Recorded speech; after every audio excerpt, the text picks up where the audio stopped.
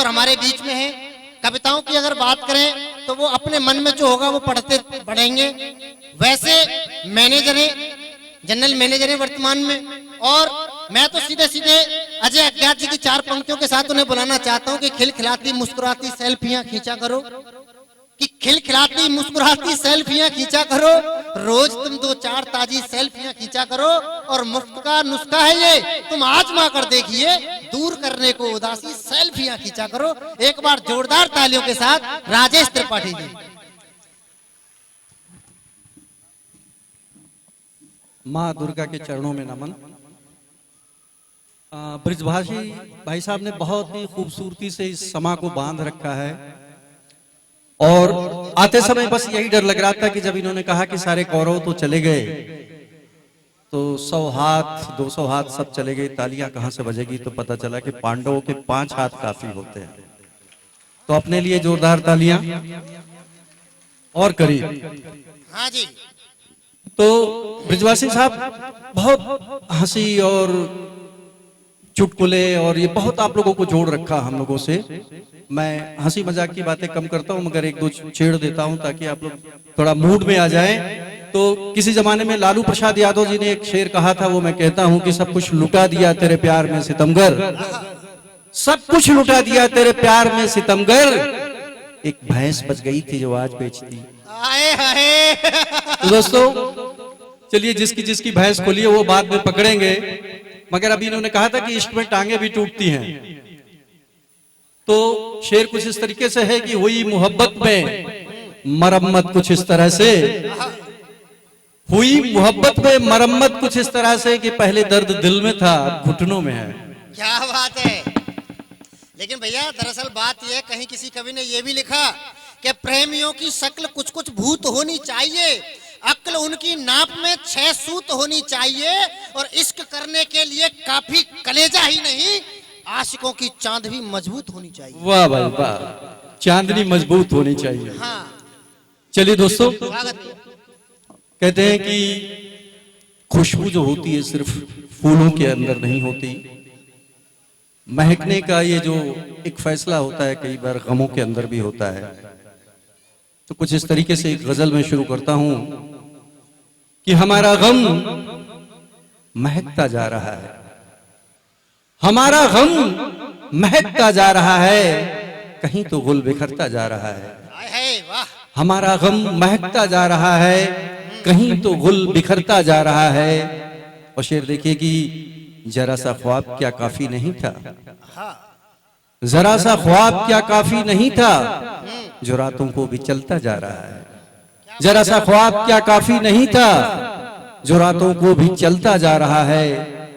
और जिसे आंखों में भर के सो गया तू, जिसे आंखों में भर के सो गया तू, निगाहों से उतरता जा रहा है। जिसे आंखों में भर के सो गया तू, निगाहों से उतरता जा रहा है। वो बड़ी शिद्दत से चाहा था मगर वो, बड़ी शिद्दत से चाहा था मगर वो हथेली से फिसलता जा रहा है, हथेली से फिसलता जा रहा है। और दोस्तों शेर देखिए कि नजर अपनी ही लग जाती है अक्सर, नजर अपनी ही लग जाती है अक्सर, अरे पागल तू हंसता जा रहा है। क्या बात है। नजर अपनी ही लग जाती है अक्सर, अरे पागल तू हंसता जा रहा है। और दोस्तों एक दूसरी गजल पेश करता हूं आप लोगों के सामने। स्वागत भैया स्वागत। कि अपने हाथों की लकीरों को छुपाता क्यों है, अपने हाथों की लकीरों, अपने हाथों की लकीरों को छुपाता क्यों है, और जो लिखा रब ने उसे यार मिटाता क्यों है। अपने हाथों की लकीरों को छुपाता क्यों है, और जो लिखा रब ने उसे यार मिटाता क्यों है। और नींद आंखों से मुसलसल ये कहा करती है, नींद आंखों से मुसलसल ये कहा करती है, ख्वाब पलकों पे शबो रोज सजाता क्यों है। नींद आंखों से मुसलसल ये कहा करती है, ख्वाब पलकों पे शबो रोज सजाता क्यों है। और ये मुनासिब है सफर कट भी यहां जाए मगर,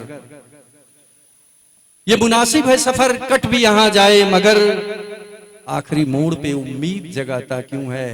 ये मुनासिब है सफर कट भी यहां जाए मगर, आखिरी मोड़ पे उम्मीद जगाता क्यों है। और बच के जब आ ही गए हम भी भंवर से देखो। बच के जब आ ही गए हम भी भंवर से देखो, आके साहिल पे सफीने को डुबाता क्यों है, आके साहिल पे सफीने को डुबाता क्यों है। और ये ज़बीं आज भी रखती है शिकन नाजों से, ये ज़बीं आज भी रखती है शिकन नाजों से, लब पे रह रह के तबस्सुम तो दिखाता क्यों है। और शेर देखिए कि ज़ब्त आसा भी नहीं,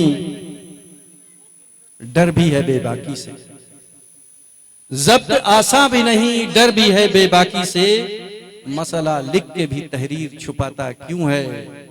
और यार पागल है तेरा, कुछ लोग शेर पे ध्यान दे कि यार पागल है तेरा, हंस के मुकर जाता है, यार पागल है तेरा, हंस के मुकर जाता है।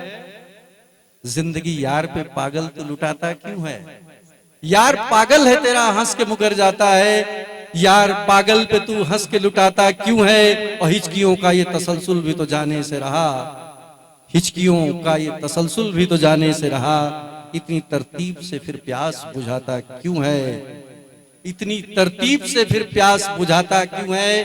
और मक्ता कुछ इस तरीके से कि राज क्या जिद है तुम्हें सबसे उलझ जाने की, राज क्या जिद है तुम्हें सबसे उलझ जाने की, बातों बातों में ही बात बढ़ाता क्यों है, बातों बातों में ही बात बढ़ाता क्यों है।